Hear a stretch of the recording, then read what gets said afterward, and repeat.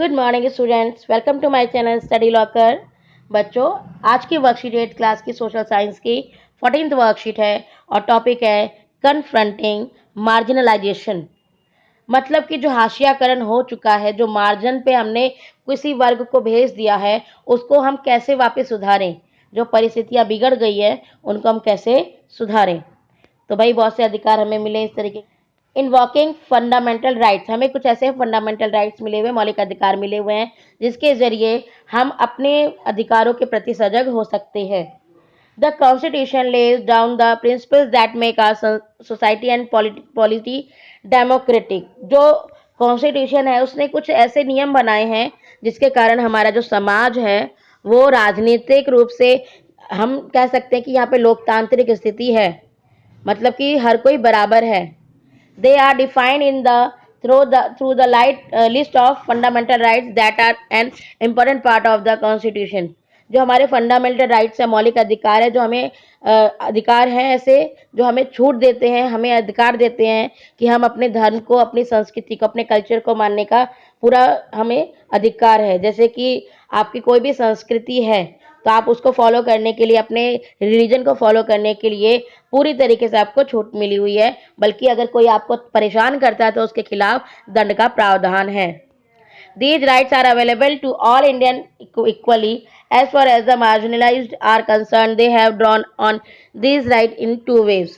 तो हम देखते हैं कि ये हर किसी के पास अधिकार है अपने अपने धर्म को मानने का, लेकिन जो वर्ग मार्जिनलाइज हो गया है, जो हाशियाकरण पे ऑलरेडी चला गया है, वो इसका दो तरीके से इस्तेमाल करता है। First, by insisting on their fundamental rights they have forced the government to recognise the injustice done to them. अगर कहीं भी इनजस्टिस होता है, अन्याय होता है, तो वो गवर्नमेंट के सामने ये चीज़ रखते हैं कि भाई हम जो फंडामेंटल राइट्स मिले हैं उसके आधार पर हमारी अधिकारों की जो है सुरक्षा की जाए। सेकेंड है, they have insisted that the government enforces these laws in some instance the struggles of the marginalized have influenced the government to frame new laws in keeping the spirit of the fundamental rights। अगर परिस्थितियों में कुछ बदलाव आता है तो ऐसा किया जाता है कि गवर्नमेंट के सामने ये कहा जाता है, उनको थोड़ा सा प्रेशर डाला जाता है कि भाई नियम बदलने की थोड़ी ज़रूरत है, उसमें कुछ चेंजेस करने की ज़रूरत है, क्योंकि अगर धार्मिक और आपको सांस्कृतिक जो सुरक्षा मिली हुई है उसको बदलने के लिए फंडामेंटल राइट्स की जो एक्चुअल जो सोल है, किसी भी फंडामेंटल राइट्स की सोल ये है कि आपको वो अधिकार दे, तो उसको बनाए रखने के लिए नए रूल्स भी बनते हैं।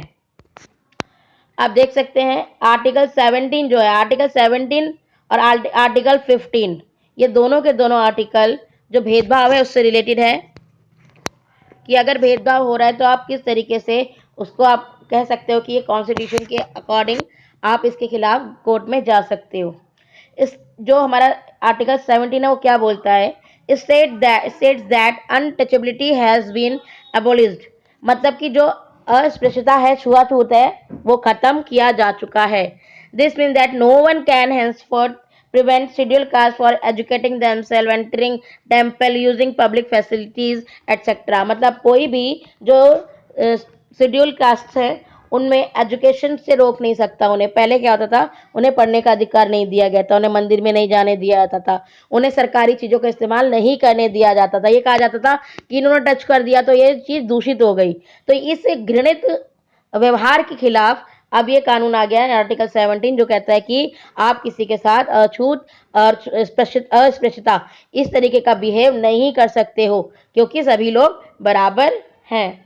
It is also means that it is wrong to practice untouchability and that this practice will not be tolerated by a democratic government। ये चीज़ भी बताती है कि अस्पृश्यता किसी भी गवर्नमेंट के द्वारा बर्दाश्त नहीं की जाएगी, क्योंकि एक क्राइम है। Untouchability is a punishable crime now. अब अस्पृश्यता, छुआछूत, इस तरीके का भेदभाव करना एक क्राइम है। ये सिर्फ कोई भेदभाव नहीं कर रहे आप एक क्राइम कर रहे हो। किसी को भी आप किसी भी आधार पर भेदभाव नहीं कर सकते। There are other sections in the Constitution that help to strengthen the argument against untouchability। For example, हम देखते हैं कि और भी कुछ अधिकार हैं जिसके द्वारा अनटचेबिलिटी को हम जो है रोक सकते हैं। जैसे कि आर्टिकल 15, अब अभी 17 ने क्या कहा, अनटचेबिलिटी खत्म करोगे अगर ऐसा बिहेव तो भाई जेल में जाओ। अब आर्टिकल 15 क्या कहता है, notes that no citizen of India shall be discriminated against on the basis of religion, race, caste, sex और प्लेस ऑफ बर्थ। आप किसी भी आधार पे किसी के साथ भेदभाव नहीं कर सकते हैं, डिस्क्रिमिनेशन आप नहीं कर सकते हैं किसी भी आधार पर। This has been used by scheduled caste to seek equality where it has been denied to them. तो हम क्या देखते हैं कि वो ये समानता का बिहेव होना चाहिए, चाहे आप किसी भी जाति, किसी भी रंग, किसी भी जगह पैदा हुए हैं, आप लड़की हैं, आप लड़का हैं, सबके साथ बराबर का बिहेव होना चाहिए। Likewise, other minorities group have drawn on the fundamental rights section of our constitution. They have particularly drawn upon the right of freedom of religion and culture and educational right.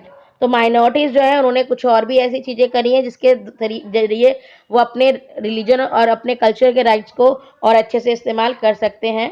जैसे कि in the case of culture and educational right, distinct culture and religious group like the Muslim and Parsis have the right to be the guardian on the content of their culture as well as the right to make decisions on how best this content is to be preserved. तो यहाँ पर हम देखते हैं कि सबको अपनी संस्कृति, अपने एजुकेशन का अधिकार है। आपका जो भी कल्चर है, आपकी जो भी लैंग्वेज है, आप चाहे उर्दू पढ़ना चाहे, चाहे पारसी पढ़ना चाहे, आपको पूरी फ्रीडम है। ठीक। Thus, by granting different forms of cultural rights, the Constitution tries to ensure cultural justice to such group. तो इस तरीके के अधिकार दे करके, जो कल्चरल राइट्स के अधिकार दे करके कॉन्स्टिट्यूशन संविधान क्या चाहता है कि सभी के साथ न्याय हो, सभी बराबर हैं। भाई किस वे में आप कह सकते हो किसी को कि भाई तुम छोटे हो, तुम बड़े हो, तुम्हें नहीं टच कर सकते क्योंकि तुम्हें टच करेंगे तो हम दूषित हो जाएंगे। ये कहाँ से आया है कॉन्सेप्ट? तो आप किसी के साथ भी किसी भी तरीके का भेदभाव, इनजस्टिस नहीं कर सकते। इसके लिए गवर्नमेंट जो है इस तरीके के कानून बनाती है। अब हम देखते हैं the constitution does this so that the culture of these groups is not dominated nor wiped out by the culture of the majority community. जब इस तरीके का आपको सपोर्ट मिलता है गवर्नमेंट की तरफ से, आपको रूल्स रेगुलेशंस दिए जाते हैं, आपको अधिकार दिए जाते हैं, राइट्स दिए जा रहे हैं कि आप अगर आपके साथ भेदभाव होता है तो आप अदालत में जा सकते हैं। तो ऐसे में जो कल्चर होता है, जो अल्पसंख्यकों का कल्चर कहें, चाहे हाशियाकरण वाले लोगों का कल्चर कहें, उसको दूसरे वर्ग मिटा नहीं पाएंगे क्योंकि उन्हें हर तरीके से सपोर्ट गवर्नमेंट और हमारा संविधान कर रहा है। प्रमोटिंग सोशल जस्टिस, भाई सोशल जस्टिस को कैसे प्रमोट किया जा रहा है? As part of their effort to implement the constitution, both state and general government create specific schemes for implementation in tribal area or in area that have a high scheduled caste population। मतलब कि जहाँ पर भी schedule caste population है वहाँ पे कुछ नए तरीके की सुविधाएं दी जा रही हो। किस तरीके की? देखिए, for example the government provide for free और subsidize hostel for student of scheduled caste and Adivasi communities so that they can avail of education facility that may not be available in their locality। कई बार क्या होता है, आपके locality में शिक्षा का वो स्तर नहीं है कि जहाँ पर आप पढ़ना चाहें, तो ऐसे में जो हॉस्टल्स होते हैं जहाँ पर भी आप पढ़ने जा रहे हैं या ऐसे गवर्नमेंट हॉस्टल्स हैं, वहाँ पर शेड्यूल ट्राइब्स के लिए, शेड्यूल कास्ट के लिए जगह आरक्षित की जाती है ताकि वो अपने एजुकेशन को अच्छे से प्राप्त कर सकें। ठीक। In addition, the government also operate through laws to ensure that can create steps are taken to an inequality in the system. One such law policy is the reservation policy through which seats are reserved for scheduled caste and Adivasi in educational institution and government employment। आप देख सकते हैं कि इन लोगों को, जिनको हम लोगों ने हाशियाकरण के साइड में मान लिया है या हम जिनको पहले से ही परेशान करके निम्न मानते चले आए हैं, उन कैटेगरी को रिजर्वेशन दिया जाता है ताकि वो मुख्य धारा के बराबर खड़े हो सके और अपने लिए आगे तरक्की करके अपने लिए जी सकें अच्छी तरीके से। तो इसके लिए जो है सीट्स कुछ रिजर्व की जाती है जिससे कि वो अपनी पढ़ाई को अच्छे से कर सके, अपने जॉब को अच्छे से प्राप्त कर पाएँ। क्वेश्चन आंसर पे चलते हैं। How can the people of marginalised section exercise their fundamental rights to fight against the injustice done to them? ऐसा उन्होंने मार्जिनलाइज्ड जो सेक्शन है उन्होंने क्या किया है कि वो अपने फंडामेंटल राइट्स को और अच्छे से यूज कर पाएंगे?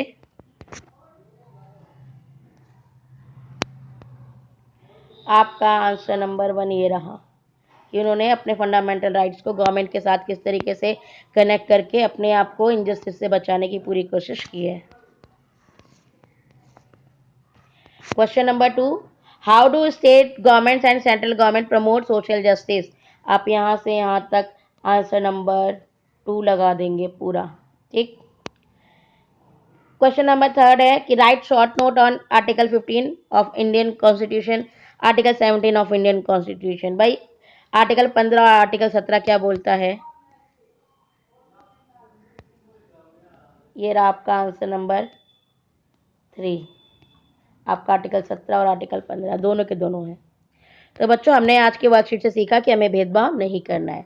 अगर आपको अपने आसपास कहीं भेदभाव होता नज़र आ रहा है तो कमेंट बॉक्स में हमारे साथ ज़रूर शेयर करें और ऐसी चीज़ों को अपने बिहेव में ना लाएं।